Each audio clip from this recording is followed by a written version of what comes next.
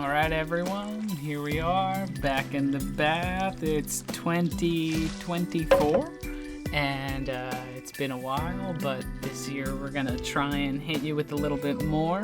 I'm your host, Mazo, and today we just have one special guest, and that will be NBT.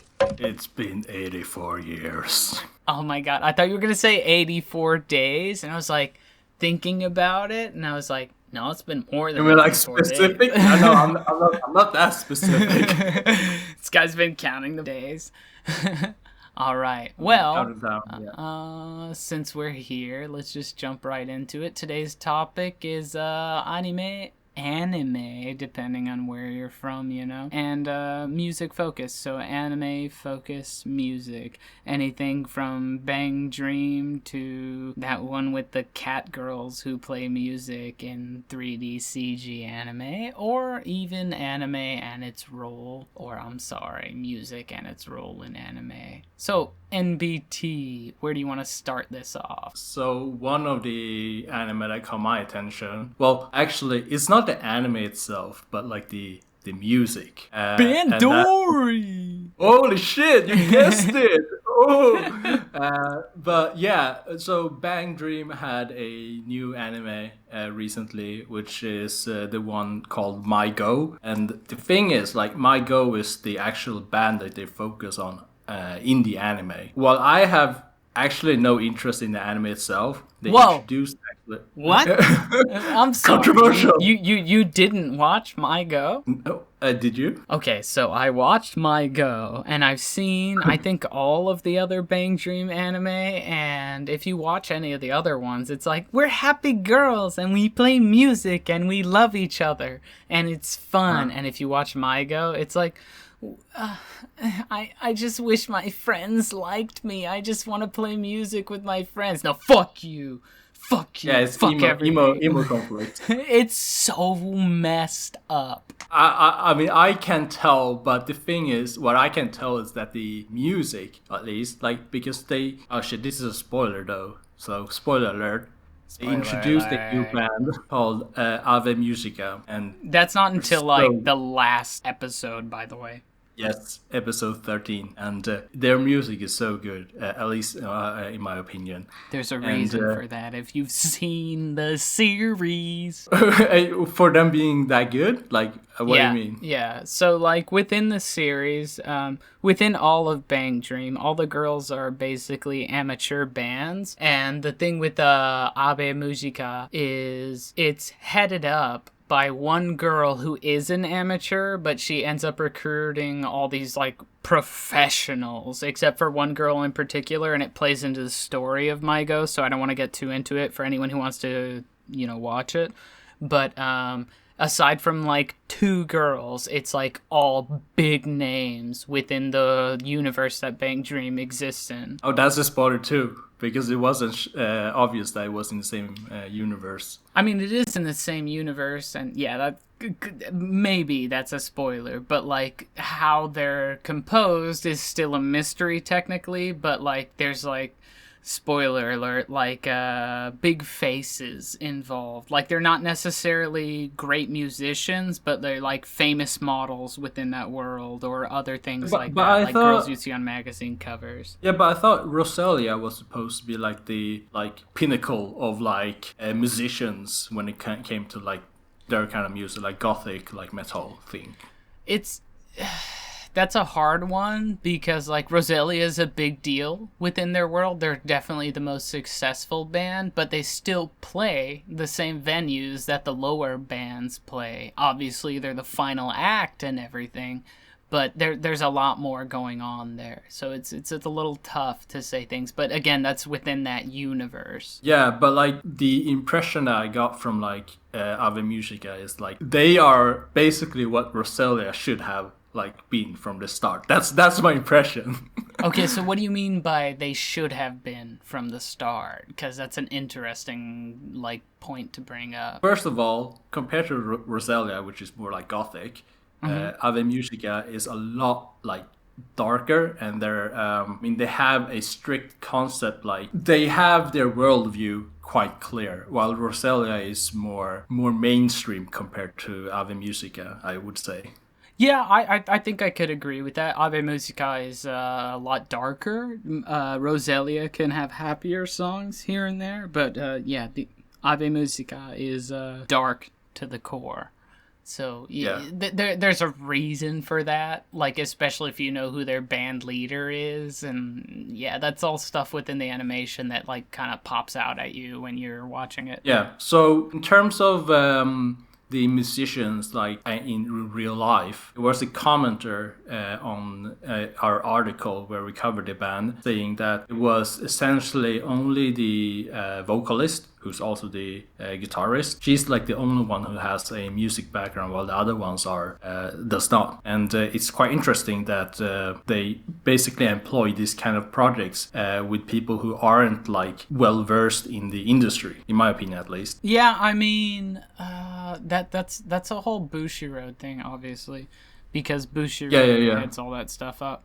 But I mean, we've covered Azusa Todokoro, and she's the guitarist for Hello Happy World, but she also has her own solo vocalist career. She did the first either opening or ending for Reincarnated as a Slime, and she restarted her musical career when she did that opening ending. I can't remember which it was, but a lot of the Bang Dream talent has a little bit of background before becoming Bang Dream, and then there's the ones that actually play instruments, and some of them came out of nowhere. But yeah, from what you said, it's hard to nail it down to people with background or not, because you have the in-universe and then you have the in our world. Yeah, and the thing is, like, what's interesting is that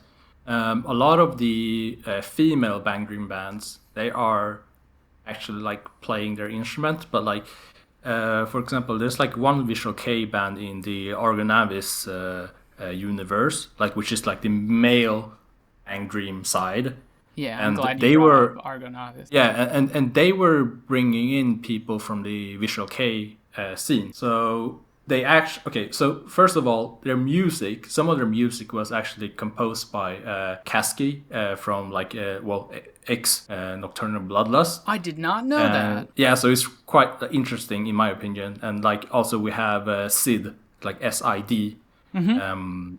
The old school, I don't know if you want to call it old school, but the OGs. The OG! They're a whole other thing now. Yeah, and like when they were playing live, the only member that they kept with the live performance was the vocalist, and his name is like Arthur, because he's like a hafu.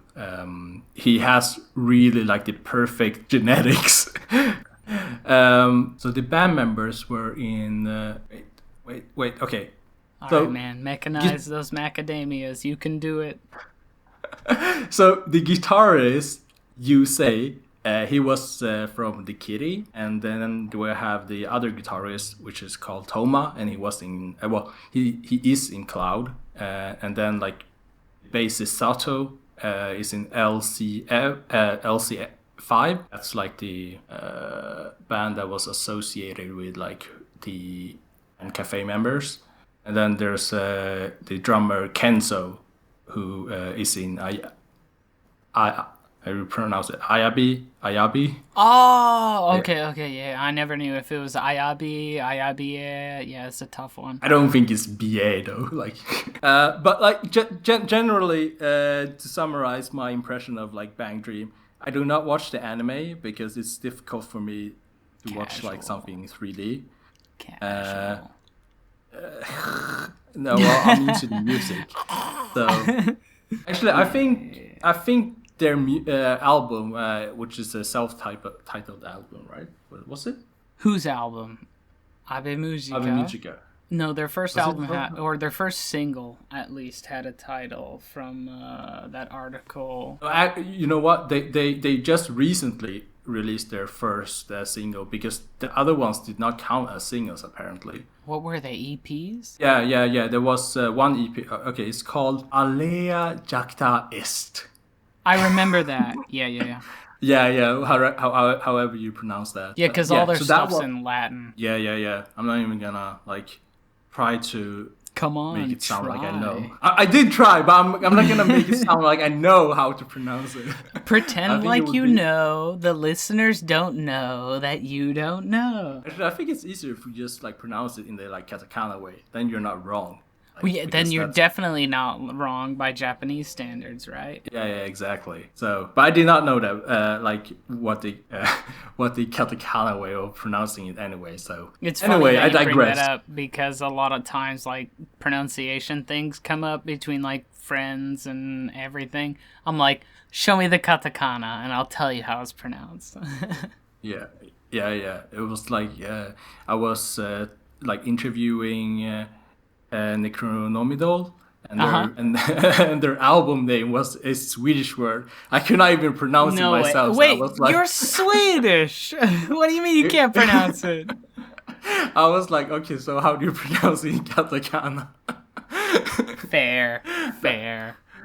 That was actually easier than actually pronouncing it in Swedish, because it was a combined word. It was not a word that you usually use. It was more ancient word.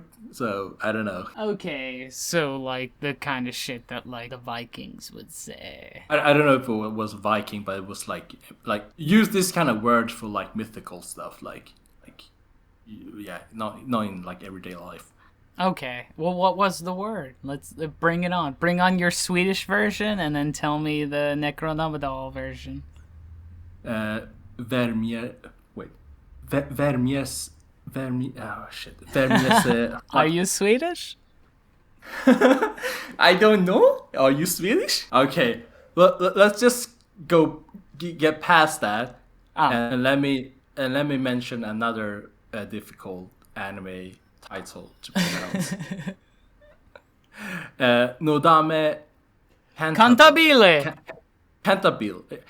I looked up because this, I think it's the origin is a Italian word that I cannot pronounce. Yeah, I don't know. As a partially Italian podcaster here, I don't know. Yeah. But what I mean is that even if you pronounce it correct in English, it's not the correct way to pronounce it. Because I can't tell you how many times I've gone up to Japanese people and been like, you heard of this? And I say it perfectly, and they're like, no. And then I put that katakana twang on it, and they're like, oh yeah, I know that. Yeah, Cantabile. But that show, have you heard about that? The anime? Yeah. I watched the whole thing. I know students. I know people who are into it, and it's somewhat of a big deal out here. I think they had a live action also, so yeah, people know it. Yeah, so let me reveal a secret. I did not watch the anime. I watched the live action. Only? Because I did not know it was an anime at that time. I watched the live action. I was this is really fantastic. Good. Yeah, so and it's been probably over 10 years since I wanted to watch the anime, but I have not done that yet. The live action, the male protagonist looks like GACKT. That was one of the things that got me. I like that guy a lot. You don't like GACKT? I thought everyone liked GACKT. You find me a person who does not like GACKT. Lots of people don't like GACKT. Did we just get a random Sis? Yeah. Oh my god. He just woke up.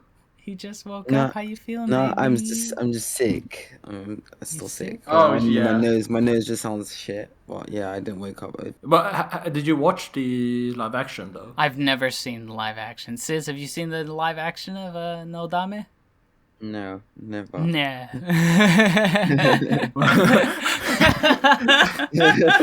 you make it sound like it's a bad thing that I watched the live action. I mean, I'm just really surprised that you've only seen the live action adaptation of a phenomenal animation. I did not know it was an adaptation. Actually, I did not know. Who who the live action. Who got you into it? Like that's important at this point. Who lied to you? It was, I think at that time it was like a forum, and there was like it was like a J drama section, and someone mentioned no intercourse was involved. Yes, no intercourse was involved. Okay, yeah, like if there's no intercourse, it's acceptable. Okay, but okay, so yeah, I don't know where I'm going with this. It was just that I found out it was a show before I found out it was like an anime, and I really liked the live adaptation though. It was one of the better series that I've watched. Oh really? It was well done? Yeah. But the thing is, I did not have a prior connection to the anime itself, so it was not like that character doesn't look like him or her or something like that. So that's fair. That can make a live action better if you don't know going in. Do you have anything more to add to that part? Because I basically said all of my shit on that one. It's just, Nodame in a sense is a great way to get a little more invested into classical. It's not a great way to get more invested into Japanese music, but there is an interesting scene for classical out here in Japan as it is, because the way their school system works, especially compared to the US. In the US, there's, if you want to get into music, you gotta kind of, decide that's your focus. And it's kind of shenanigans, if you ask me. Out here in Japan, you can be like, I'm going to join the brass club and we're going to play Tchaikovsky. And in my free time, I'm going to practice Tchaikovsky, but I'm still going to focus on my actual studies. In the States, there's not really that much of that option in my experience, at least. So, it's nice that stuff exists. Have your students, mentioned anything about that? About their school, musical stuff? Not in particular, but I got students. I'm anytime you run into a student doing the job I do, you're what are your hobbies or whatever. I have more students who play random classical instruments, from piano to violin to anything else, than I would ever have in the States. People in the States just don't have that opportunity, because if you decide to pick up a random instrument, it's okay, you've given up on academics. This is what you do now. It's not something you can just do in your free time at the same time, because it's either one or the other, and it's kind of messed up. I personally grew up playing music, instruments. And so for me, it was I think it's one of the good skills to have in life, because you have lot more. You have more of a appreciation for everything, honestly. Especially with classical, you have an appreciation for everything. Yeah, I mean, exactly. I was basically gonna say that as well. You really get a better appreciation for everything. Well, not everything, but in music, yes. So we've looked at Bandori, which is the modern rocky poppy stuff of everything. We looked a little bit at Nodame, since you brought it up. But Sis, is there any music anime you've been into recently or anything? Not recently. I don't actually watch much music anime. Oh, you can just leave now, buddy. No, I'm just messing with you. Not even any point in being here. The ones I did watch was Sound Euphonium, which is big band, basically big high school big band club. Yeah. And girls that was loving girls. Yeah. That was surprisingly good. I was this is gonna be, I don't know what it's gonna be. I'm just gonna go straight in and just not, expect anything. And it was really good. My question for you with that was after watching it, of course appreciating the story of girls, but all the other stuff, the music and stuff they played, did it get you any more interested in the music they were playing or any of that? I think I'm or was already previously kind of interested in that kind of music, but not in a big way, and it didn't really get any bigger, to be honest. But my interest was it hasn't really gotten any bigger, but I'm happy to listen to that kind of music, honestly. So you know. Yeah, for sure. Like, it's interesting how, like, an animation can broaden your horizons in some ways. Like, because, like, my thing is, like, I'm all into the hardcore. Like, I just want to listen to heavy music and stuff. Or I want to listen to underground idols and just hit people. But, like, when you listen to this and that, and then how it can, like, influence, like, oh, I'm a little more interested in maybe checking this out, and how it can sway your opinion and stuff. Well, you listen to Hello Happy World, and that's like the most Genki band in Bang Dream. Because I'm Genki. Okay. But Mazo, has there been any anime that has like affected you on a personal level, like in a major musically way? Yes. So last season from recording, which today's recording, way late in the recording, is in February, there was a series called Under Ninja, and they had a band called Kroi that did the opening. And this season, Kroi, yeah. Hey! I know Kroi. Yeah. So this season, there's another series called Bucchigiri, and they have an opening by Kroi as well. And they're both really good. This season, Bucchigiri is Sesame by Kroi. Last season, Under Ninja was Hyper by Kroi. And from listening to Hyper and Sesame, I've been listening to those almost non-stop recently, despite the new Deviloof release. I'm listening to them all together, and, like, more often than not, I'm finding myself being like, I want to listen to Kroi right now. But at the same time, I'm watching Yofukashi no Uta without the subs because of study time, right? You can study by watching animation. It's amazing. But yeah, a lot of the more hip-hop influenced stuff, because of what's being aired, I find myself being more interested in it.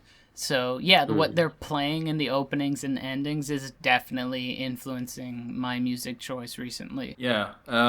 Did you guys watch Bocchi the Rock? Yeah, of course, everyone watched Bocchi. I didn't. Wait a minute! Yeah, you see? It's not an obvious question. Yeah. It should be. I mean, yeah. Sis. I can't. I haven't been able to watch anime for a very long time. What's going on in the world of Sis that stops Sis from doing anything productive? Work. Basically work. But yeah, I know of Bocchi the Rock. Like, I know of his popularity, but I don't, like, I saw a news article that it got to the point where people were buying, like, her guitar. It was sold out, and people were like, what the fuck? Like, you know, it's sold out everywhere. But, yeah, that's the only, like, really only thing I know. I know it's popular, and I know about, like, if it's selling guitars, then it's, you know, doing something. So that was one of the crazy things, talking about the sales with Bocchi. So Comic at 100, maybe 101. I don't know. I was there. Anyway, there was one point, because I was trying to get out of the venue, and there was like this massive line of people, and it made it really difficult to get out of Big Sight. But we got out and whatever, and come to find out, like, the character designer for the series released a fan book. And that fan book was so high in demand that's what that line was. The line of people preventing me from getting out of the freaking venue was people waiting to buy that book that later sold for 700 USD. Wow. What? Okay. No. Yeah, like if you bought it that day, you could have made mad profit, because that was the only day you could have bought it. Once it was sold out, it was gone. And yeah. Bocchi, it was a big deal globally and in Japan. I kind of don't like the aspect of not being able to buy the stuff I want when I'm at Comic-Con, but it's also very understandable because it's all self-produced, most of it, and so they can't produce it in a high volume. Otherwise, they're gonna not sell out. So everything is exclusive, almost everything you buy at Comic-Con. Yeah, there's that feeling when you're there and everything, but I mean, somebody's gonna put it out, right? Yeah, I mean, I'm not saying it's a bad thing, but I'm like last time when I was there, I had a long list. I was gonna pick this up, but I could only like finish like maybe 1.5 of the list because of how fast everything sold out. Yeah, it's kind of nuts how fast some or certain things can go. Yeah, so the thing is, I prioritized buying music first. Yeah. So I got most of that done. But then when I was gonna buy like illustration books, that was pretty much fucked. Everything was sold out by the time. Speaking of that, I haven't talked to you since I saw Utsupi, have I? I don't recall. Yeah, I saw Utsupi. It was amazing. But maybe your conversation was so boring that I forgot about it. Oh, buddy. Wow. Well, the extent of said conversation is I went to Antinoch, hands down, Japan's best live house. Shinjuku, Antinoch. If you're ever here, you got to go to Antinoch for the hardcore stuff. Anyway, he played with his band Ohio Gozaimasu, and phenomenal. Yeah. I need to go there. Yeah, Antinoch. You didn't go to Antinoch the last time I saw you, but Antinoch is amazing. No, last time I actually I was in Japan for like a month. In terms of like concerts that I personally like bought tickets to, was none. So it was all JROCK news. Yeah, you gotta hit up Antinoch. Sis, you ever been to Antinoch? No, I haven't. Bruh. Gungire in Antinoch. But wait, amazing. you were at the live house where Bocchi the Rock takes place. Yeah, I've been to within the animation it's called Starry, but IRL it's called Shelter. And it looks exactly like they represented it in the animation, except the like red colored kind of metal pillars that you see in the animation, they're black, so they don't stand out as much. But it's exactly as they represented it, except one bathroom that's like in a corner, like they kind of don't really express that that's there. But it's a great live house. When I went and saw them, actually, the number 0, I don't know if we've covered them, or if we've covered them, not that much. But the number 0 played, and their singer, Inger, she's formerly Salty Dog. She went up there in the pink tracksuit jacket as Bocchi, and it was amazing. It was a great show. I caught a carnation at the end of their show. They were throwing flowers out on the stage. The carnation's dead on my balcony right now, so... But Inger also had pink hair at the time as well, so matching Bocchi. Oh, her hair was pink? I don't remember that. That was part of Lupinus Fest at that time, which is coming back around, but it's going to be on a Saturday, so I can't go. Yeah, but so that's the difference with Bocchi, is that it's very girl-oriented, in terms of the characters, but in real life, it's just males. In real life, it's just guys. Yeah. Yep. It's in the fans, right? And the band members, to be honest. Yeah, exactly. I mean, you could make some correlations, with Bocchi and maybe K-On!, the animes. Yeah. I really feel like K-On! Would, realistically speaking, would be guys, but they just like in anime, they just put girls in it and cute girls doing cute things, and that's how it sells. It makes it so acceptable. Yep. Yeah. Yeah. But in my opinion, Bocchi the Rock is so much better than K-On! I just recently finished the first season of K-On! I was like, yeah, this is why I did not watch it back then. So when you say this is why I did not watch it, what do you mean by that? Because I've put off K-On! Time after time. I'm like, this was made for me, right? The music fan who also likes anime.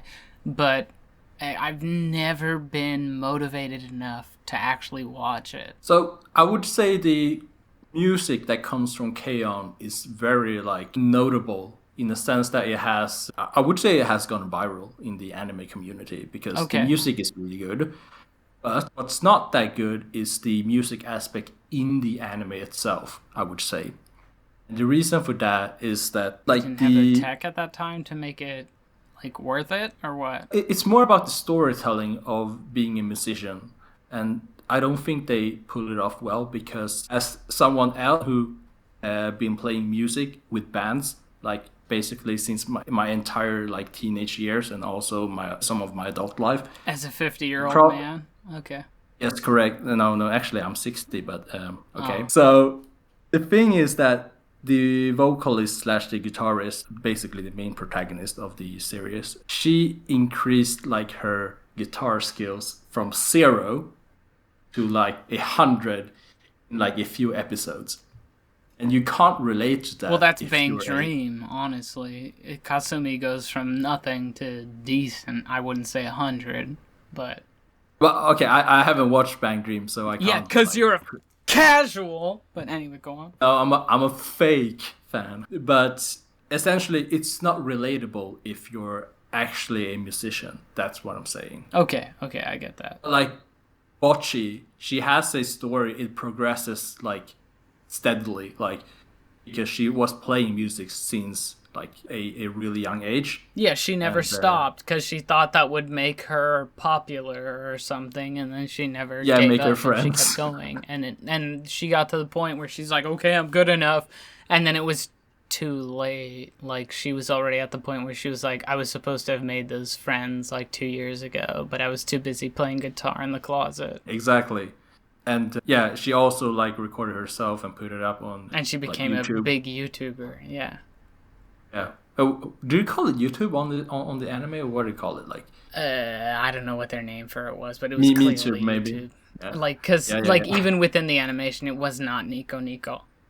Between you and I, we have more with the music connected to the animation. But Sis, how's animation influenced you and your music tastes in the past? Jeez, I mean, it's undeniable that if it wasn't for anime, I wouldn't be into Visual-kei.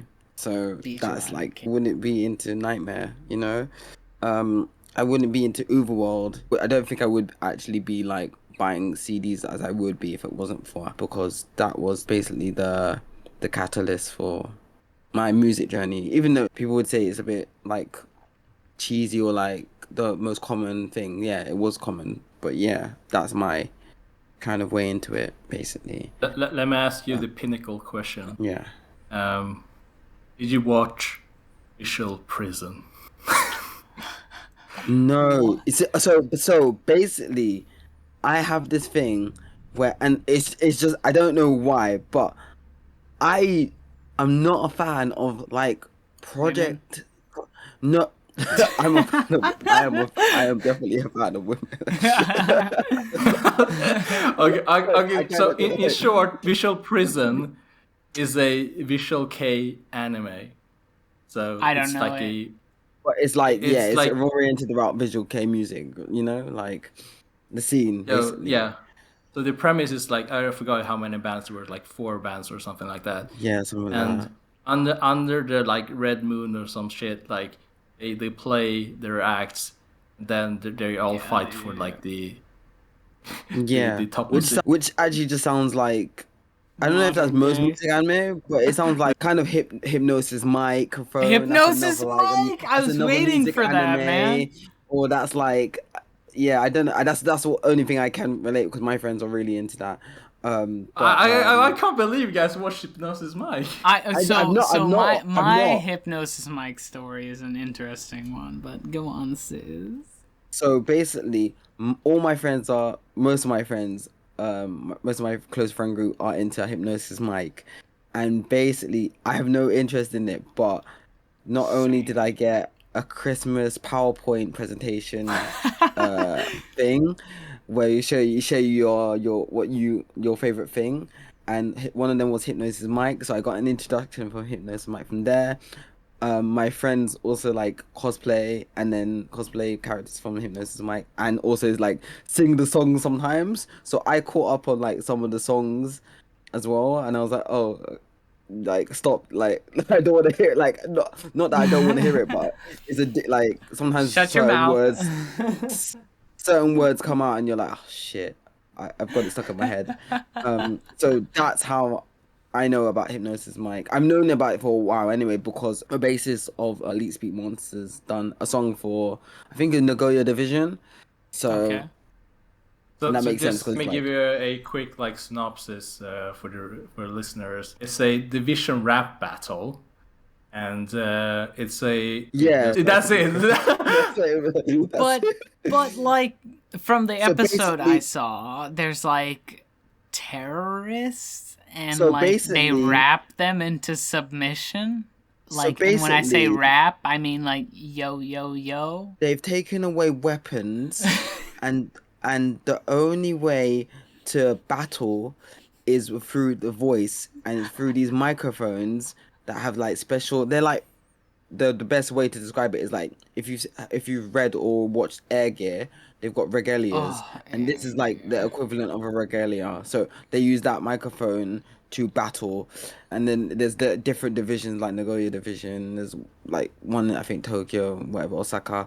So they all kind of fight. I don't know how the fight happens or whatnot, but the people who are at the top are like, I think, 3 women who are the ones who like are in charge of like taking away all the weapons, and only the men can use the microphones to fight, and that's as far as I know. There's more to it, but clearly, it's a confusing multimedia, franchise. So yes, so that's the thing. It's all male characters on this one. That's why I was surprised that especially Masters watched it.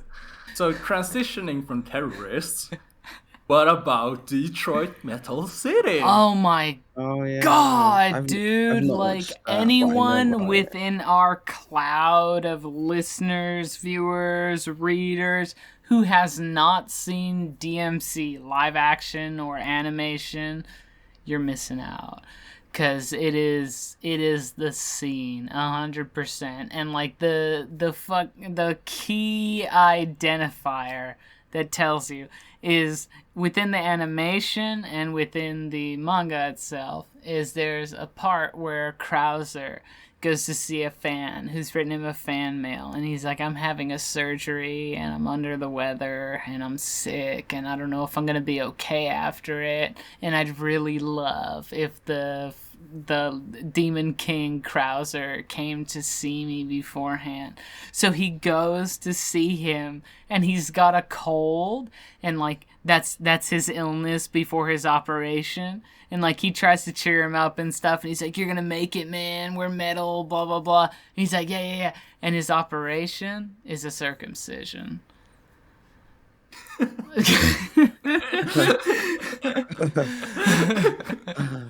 Like, it's amazing how good Detroit Metal City is. Yeah, it like the entire show is like just sarcasm. It's just joke upon joke upon joke. Like, okay, so have you watched obviously you watched the anime, but have you watched the live action? It's amazing, yeah.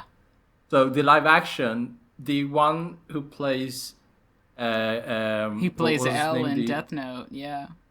Yeah, exactly. How would you describe L? Like he's very composed, and I don't know about composed, but like the two characters are polar opposite. Yes, and that's what's so crazy. Like how good his acting is. Yeah. But like, okay, in terms of music, DMC is like one of the more notable anime in like music anime. When it comes to metal, I think it's fair to say when it comes to metal or heavier music, at least. So in terms of music, has that resonated with you two? Wait, what? Did you watch DMC? No, I didn't, unfortunately. Holy yeah. Okay. So I did not. So okay, let me start with Maso first, but because then I can jump to something else that I think we all have watched. But like Maso, like, do you remember any of the music of it? Dude, I listen to the DMC soundtrack like as a part of my regular mix. Whether or not it's originally from the animation or from the stuff they spun off of the film, Like it's all kind of the same. There's a bit of lyrical differences. I've done it at karaoke out here in Japan, and like people look at me like I'm insane. But yeah, Detroit Metal City was a like really. I was like, yeah, give me harder stuff like DMC. Give me DMC. Like it really was a driving factor. Okay, that's interesting because I actually, after the anime, none of the music kind of like. You didn't like any of it? Not even Satsu? It's not that it's not that I did not like it, but it's like I don't know. I didn't like continue listen to it though. But I love the anime though. Like I don't know if it was the difference of where we were and everything. Because when I saw it, I was in high school, and like so back in that time, I had a really big pair of what I call douchebag headphones. And, like, I'd be blasting, like, a DMC song. And if anyone who knows DMC, they know all their songs are, like, so cringy. It's, like, anything from murder to, like, sexual assault are, like, the choruses. And, like, you go into a classroom blasting this on your headphones, and nobody speaks the language of what's going on, and you're like, yeah, I'm edgier than all of you. Like, it was so funny to me, because, like, it wasn't like I was like, yeah, murder and sexual assault. I was just like, this is so edgy and stupid, and nobody else could catch on to it. And, like, it was fun. It was funny because, like, metal is heavy and hilarious and, like, murder, you know? So, like, it was really fun to listen to it and just walk into a place blasting and everybody's like, what did they just say? And I was just like, I don't know. Do you know? Yeah, I don't speak Japanese either. But, yeah, but, like, for me, it was like, the music itself was part of, like, the anime. So 100%. Yeah. So it kind of like the music lives inside the anime, but for me, I didn't like bring it outside. Like, if you know what I mean. What do you mean by that? You know. I know you said if you know what I said, but I don't.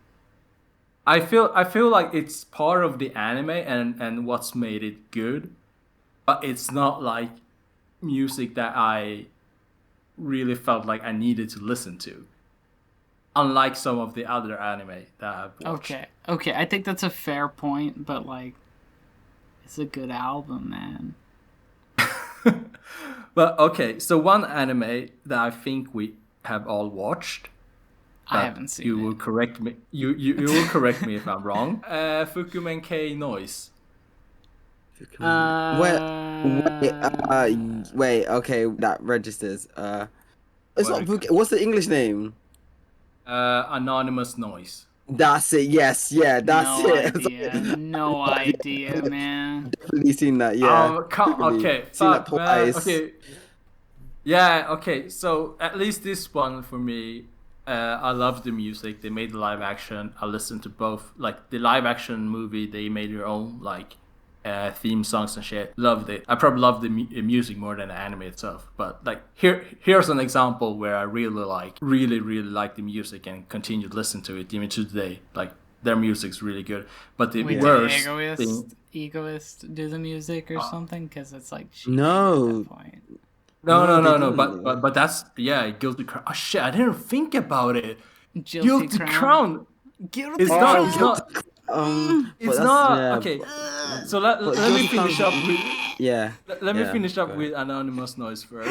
Like the thing is with this anime is like what's sad is that the band just essentially just lives within the like series, like the anime and the live action, and then the band does not do anything outside of that. So when those projects ended, like there's no music anymore. So you just sit there like you know the meme where this guy's just sitting there alone. Okay, I don't know which one you're specifically talking about, but like I know the feeling, you know. Yeah. Okay, but okay, let's say okay, whatever. I digress. So this is a really great anime, but what you mentioned with Egoist, like Guilty Crown is not even a music anime. Really, literally, it really isn't. It really isn't. Wow, yeah. I thought it was good, so shut up. Yeah, of course you would. But they had a fictional band in the series, but like of Guilty Crown or of the other one you're talking about. Of Guilty Crown. There was a fictional band in Guilty Crown? It was called EGOIST. But wait, EGOIST is real? Yeah. Yes, it turned real. Because they continued after the show. But that didn't happen with Anonymous Noise. So I was really excited to listen to more EGOIST songs. But that didn't happen with Anonymous Noise. Anonymous Noise is a weird one for me because the character design is just not... I don't know, but the way the story unraveled and whatnot, and the music as well, actually, kept me... Something really, kept hold of me. So, yeah, that music was... I love that... Yeah, I love that. In No Hurry to Shout. Oh, that's interesting. Yeah, that's the band. But and in terms of EGOIST, I actually completely forgot about that they formed after that anime. But I don't know if many people know that either, because existed before Guilty Crown. No, yeah. I guess the one other anime I have that I can share with you all is Macross Delta. Yeah, that's essentially a music anime as well. Yeah, I knew about Macross from before. Really? And I was like, okay, now's the time to get into it. And I watched it and I loved every fucking minute of it. I am so surprised at myself because it's basically idol music, but it's just got like a lot of electronical elements to it. But I loved it. Like the way they integrated that music into the anime was, to me, seamless. And I was like, yeah, this is great. You know, this is for me. So, yeah, Macross Delta really opened my eyes to the Macross series. Yeah, there's a Chinese cosplayer called Liu, and she actually, I believe that Macross was one of her favorite anime, and because of the music and things like that, it kind of drove her to. I don't know if that was the sole reason, but it's like one of the bigger influences. But now she's working in Japan as a voice actress and also a singer. So that going from just doing cosplay and moving to Japan, and she speaks. I wouldn't say fluent, but really good Japanese. Considering that she's doing talk shows and things like that. So it's quite inspiring how Macross push people towards the Japanese culture. Yeah, honestly, I didn't know Macross had that much pull to it, you know. Yeah, I mean, it doesn't come out often, so I think maybe people don't know about it enough. But I feel like when you talk about music anime, I think that's what you. It's more like the older generation, but they have a new a newer Macross. Yeah, Macross Delta for me was definitely they had the old Macross Frontier, for example. People would probably be like, oh yeah, those are better, but I haven't watched them, so I can't really say it. But obviously, Delta's my starting point. Yeah, what I mean is more like that one's 2008. So what I mean is that they had. Yeah, so what I mean is that it's probably not just Macross Delta that affected people or inspired people. It's their older stuff, probably. Yeah, I didn't know that about Macross. I didn't know it had that much music in it. Yeah. I always thought of it as a Gundam parallel, you know? Yeah, it's actually... I would say it's not completely different from Gundam, but... It's more a spaceship that transform. I mean, it's kind of Gundam, but they're fighting aliens more and whatnot rather than thing. And there's something to do with their voices that relates to the destroying the aliens and whatnot. So, yeah. So let me reveal something before we continue. I'm just talking about like I know Macross, but it's Oh, yeah, mainly yeah. because of the like the other people that I've interacted with that have watched Macross, or like the people that I've seen online talking about Macross. So that's kind of like my impression of like how what do you call it, like influential it has been, because almost like all of the Anisong singers, like especially like the older generation, have been really influenced by Macross. I've heard about it a lot, but I've seen none of it. Yeah, as like I mean we're in the same boat.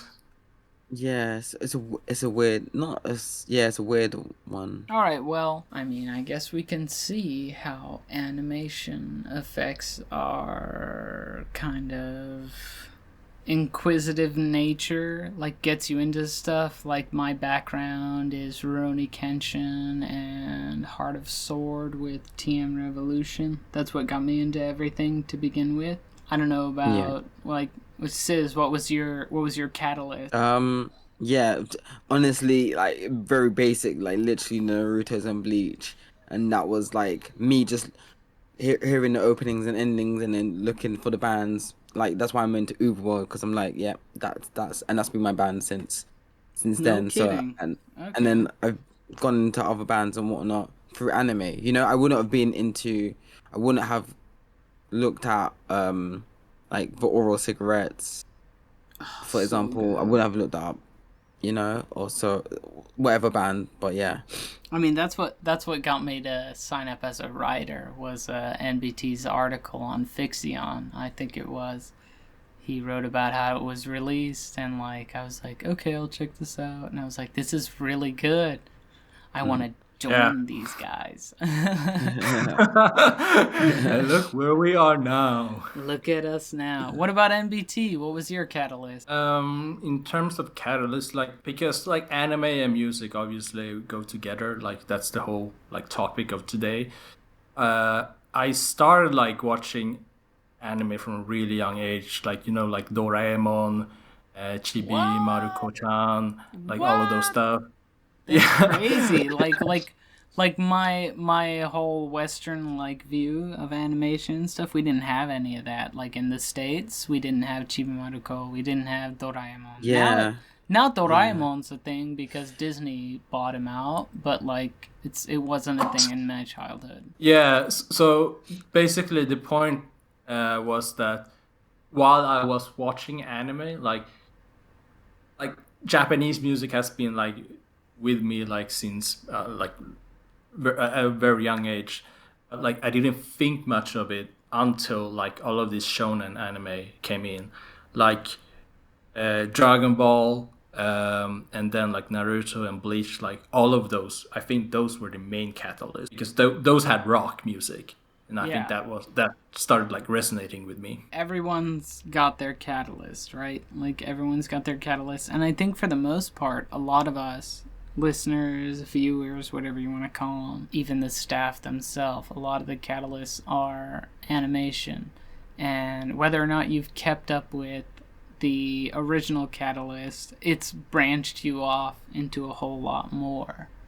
I don't think that's a stretch to say, because even to this day, I think we're still reaching people with just animation. I know Soku ni Naru, their recent opening with Majo to Yaju. That one got a lot of I don't know if you want to if I want to say hype, but a lot of attention on X, formerly Twitter. X. Sis X. But yeah. That one got a lot of people tweeting about it. Like they were saying like, oh, like check this out because Soku ni Naru did the opening for it. And it's amazing. It's a great opening. It's a great way to expose people globally. They were pretty popular still, like even before doing anime stuff. They were, but I think the anime got them global. Yeah, like now recently with Sim, yes, who's gone a lot more global after like doing songs for Attack on Titan, for example.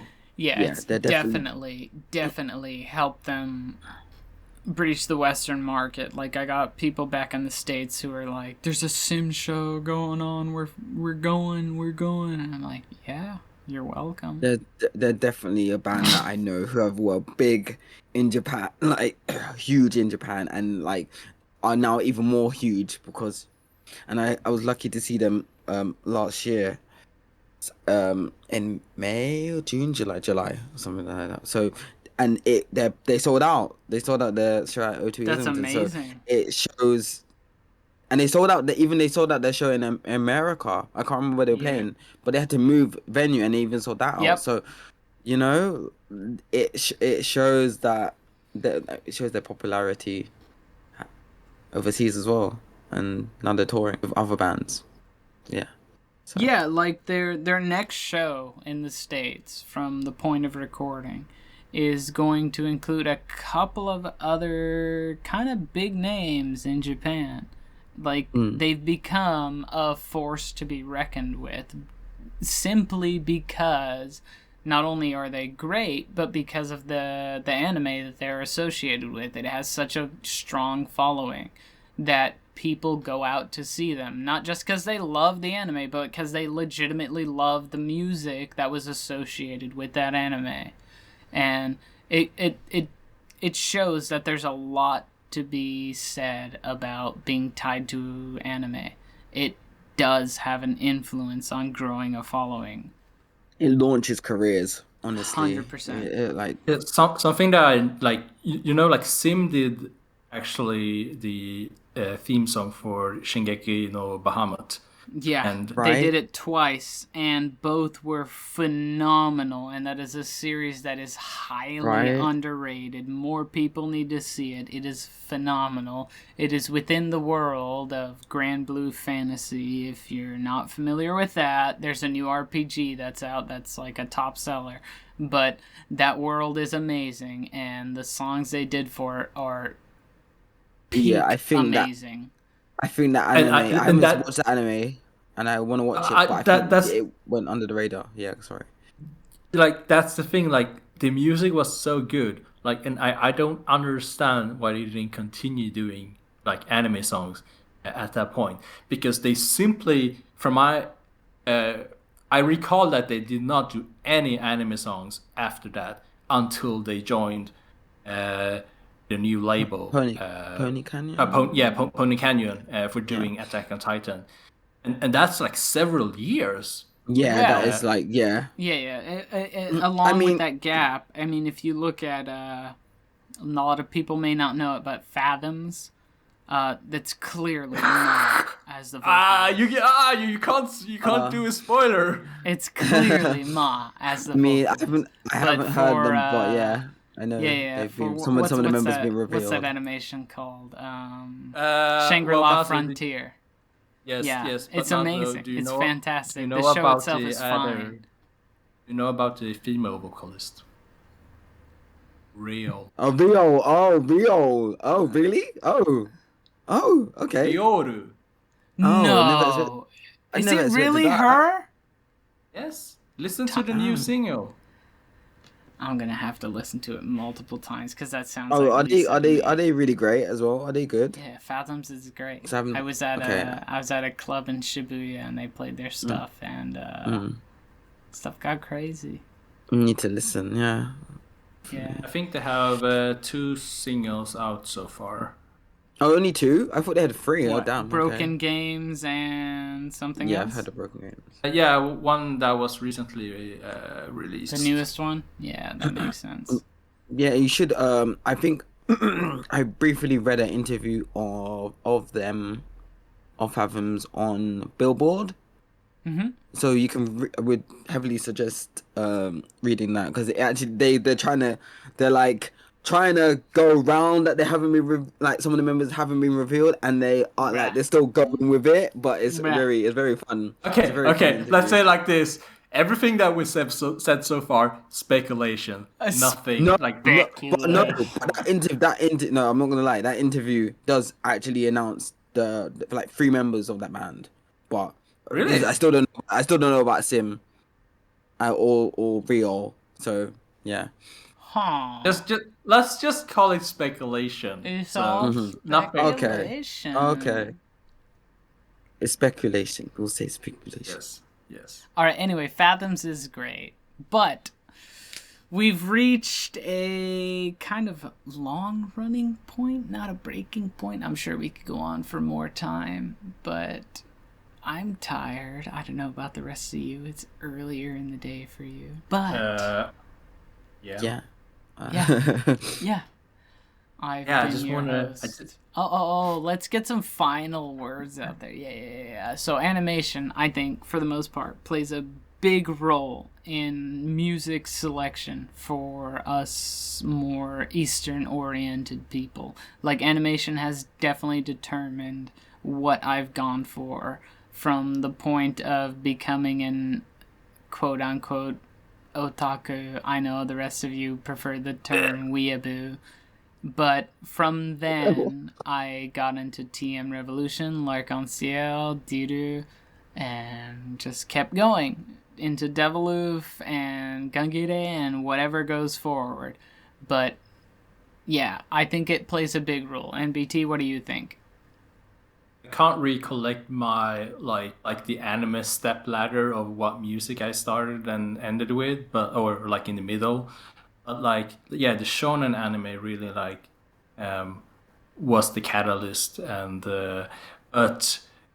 and then also like a lot of the bands that I got into afterwards started making anime music as well. So I'm not really sure how that would be counted, but yeah, so it's very influential, anime music these days, especially like in the West, which was not like an obvious case just like maybe a few years ago. So that's pretty impressive in my opinion. I think that's a fair point. How about Sis? Yeah, I'm just gonna say what I said similar before, that it launches careers, is able to bring musicians out to visibility. It's definitely gotten a lot more popular the last few years. I don't know, especially with like anime related YouTube channels, and like with the rise of like streaming services putting their songs on the services and then just using the opening theme or the ending theme, and then like that's it. So yeah, the popularity is still just gonna reach further and further, continuous. I think that's the state we are at now. I can't see it changing, and until Netflix fucks it up. Maybe, I don't know. Music will always stay forever, so even if it does, then we can always. Well, Netflix wanted to cut off the opening songs of. Yeah. Well, no, God forbid. This stupid as fuck. So. All right. Well, I've been your host Mazo with co-host Sis. Say something. And special guest NBT. To DMC. And we will see you all next time. Spoiler alert.